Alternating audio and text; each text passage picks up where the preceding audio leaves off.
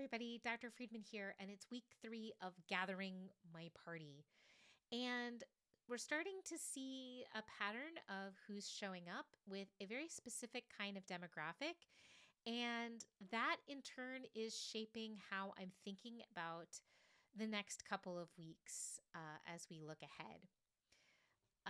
So, Fridays are great. We are just ahead of some nasty weather that has not yet come our way.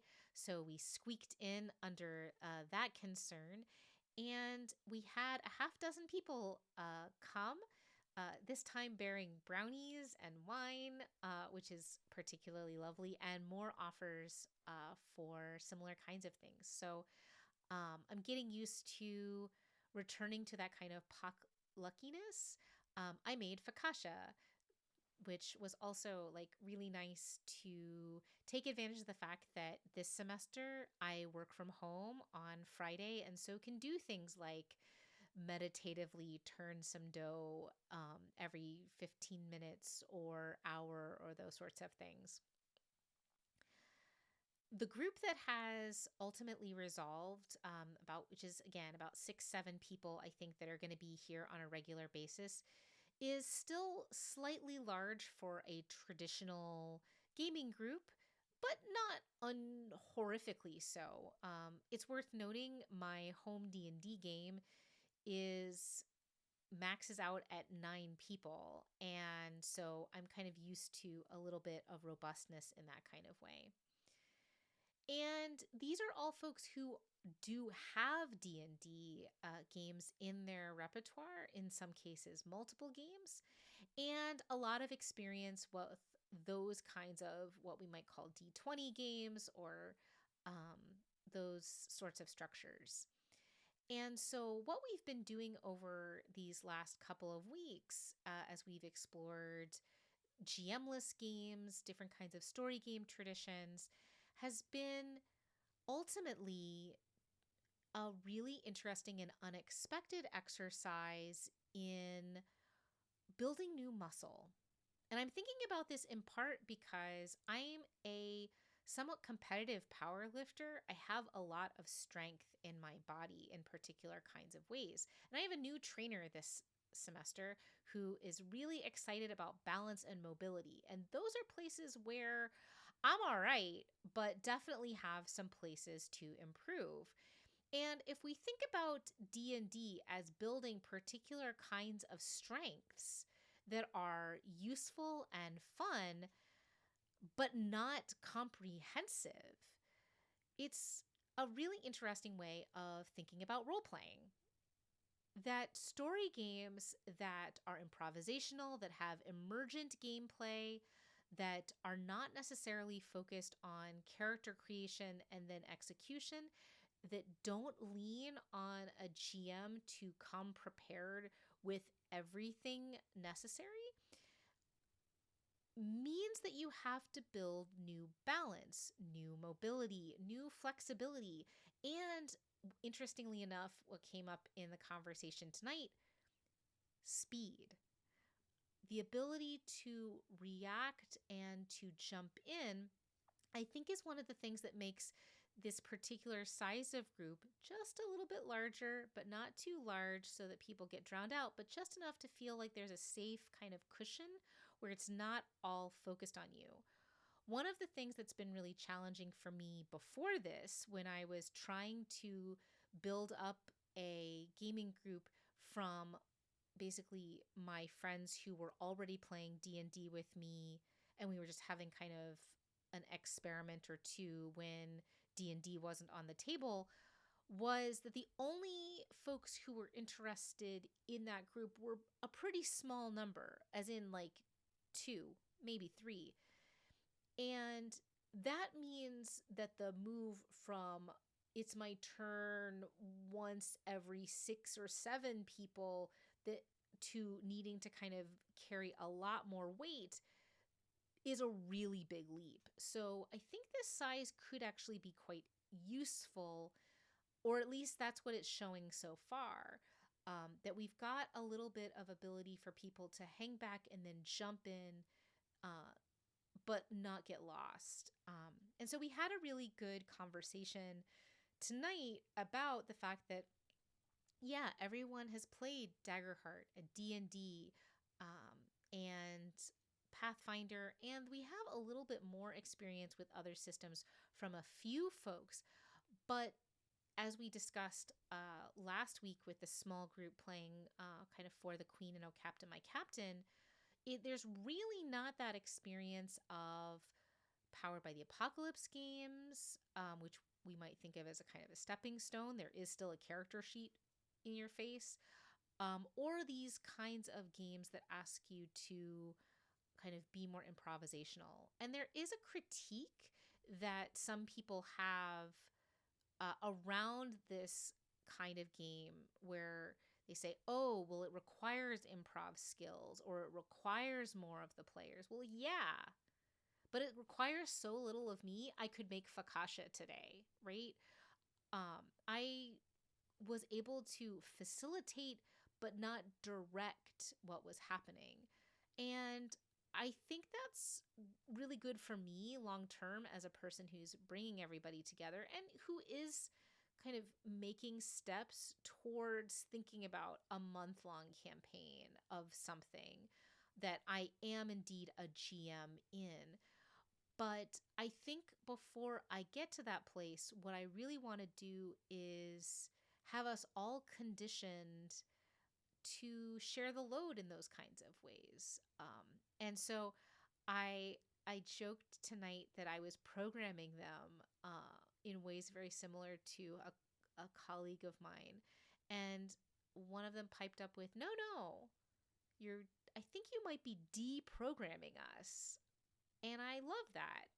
I love the idea, both as a professor, but also as a human being in the world, that as much of my life, my professional life, as well as like my life among my friends and loved ones, is to bring more pleasures and more different kinds of pleasure. Like expanding your palette is not about gatekeeping or snobbery or saying that the things that you loved before are not good enough, but instead to say, here's something that you might not have tried before. And it may take a few times for you to have it be familiar or comfortable, but it might open up something in you that you didn't know you liked before. I think that's true for me too. This has been an exploration. We've started out by playing games that I feel comfortable facilitating, either because I've done it a million times with students or because it's kind of, you know, so simple a caveman could do it. But this is also getting me in a place where I can trust and also think about taste. And the System Matters discourse has been happening again, and I'm reminded more than ever that systems and structures and rules are there to support us. We can reject what doesn't serve us, but there's something really lovely about trying out different kinds of support structures and seeing what holds us particularly well to do a thing either of a kind of experience we want to have or what we feel is in our capacity at this particular moment in time. One of the things that I'm realizing quite quickly is that we have about 2.5 hours for a game session. And so we can use up all that time with play. But that's still not 4 hours. That's still not, some luxurious, massive amount of time. And as I was talking to my players tonight, this is why Powered by the Apocalypse exists, right? It's the answer to this kind of exigency of how do we get in and out in enough time to fit this particular pleasure into our lives. So yeah, so those are the kinds of things that I'm thinking about this week as I look ahead to, I'm not sure what we're going to play. I put down because we have one person who literally works in civic infrastructure and another person who's an artist, a visual artist. Hey, do you want to try a map drawing game? And of course, that could be any number of things. It could be the quiet year. It could be a variation of, I'm sorry, did you say street magic? It could be beak, feather, and bone. It could be border riding, depending on how we want to play it. And I'm curious to see how any and all of those go. All of them would fit into the time allotted. And who knows, with some of them, we might be able to do both. Um, I don't know. Uh, but I'm getting to know folks as players with each other. And I think that that's been really valuable. Um, and I'll be curious to see who comes next time. But I think we're starting to get the sense of a core group that when they can come, will come. Uh, it's worth noting that this group may indeed get bigger again. We've had some folks who have just had kind of different kinds of wallops. And so I am still also thinking about okay, so this if this size is has its own affordances, um, you know, what do I want to make sure I have in my back pocket for when it's the full complement, so to speak? And so looking into things like Blood on the Clock Tower and kind of making almost a kind of working inventory of games that I think will work for that kind of, you know, as many as 9 people, possibly, or even 10, you know, just in case. And I think that I want to be a place where the more is the merrier. I've had a conversation or two with someone who I really respect the work and communities they've been able to build. I've had this conversation with a lot of people who fall under that aegis, um, but and I really struggled with and still do with the idea of kind of limits and constraint. When I started this experiment and I was talking to a colleague about it, they kind of were like, you're going to invite all of them all the time and it's going to be a shit show. And I refuse to acknowledge that as inevitable. Their response to having a comparable group of similar size is to curate down into individual experiences for different subsets of people, different game experiences. And I don't think that's a bad idea. I think there are different kinds of play styles that are emerging, different personalities, different preferences. And so I could see that maybe at some point down the road when I don't have 2 books on the go, that might be part of what we're doing. But I don't think just yet. Um, but yeah, thinking about scale, I mean, I've been thinking for the last couple of years about the reality in terms of being a public figure, and a lot of the people that I study is that human beings don't scale after a certain point. And I want to make sure that I'm able to be fully present to the people who I'm with. And so balancing that with the fact that I treasure all of these wonderful people who have made the time to come, and making sure that it continues to feel like a valuable circle is really important. So yeah, it's not especially coherent this week, but it's also been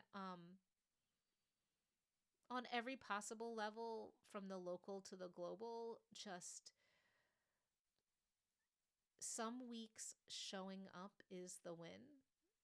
And I think that's kind of the theme of this week. So, whatever you did this week to show up for the people around you, I hope you can be tender and gentle with yourself, and make some space for some new joys, some new hope, I hope, is coming for us all. Be well, and I'll see you next week.